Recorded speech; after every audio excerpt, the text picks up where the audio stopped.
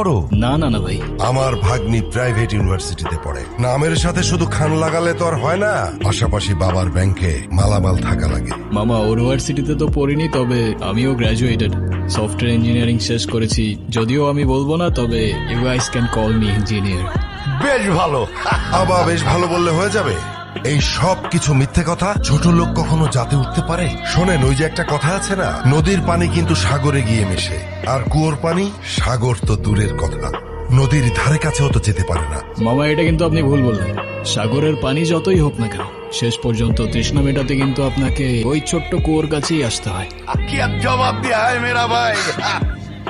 কি ব্যাপার বাবা, তুমি খাচ্ছ না কেন?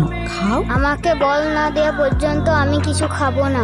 আবার বল, খাওয়ার সময় বল, চুপচাপ ভাত খা।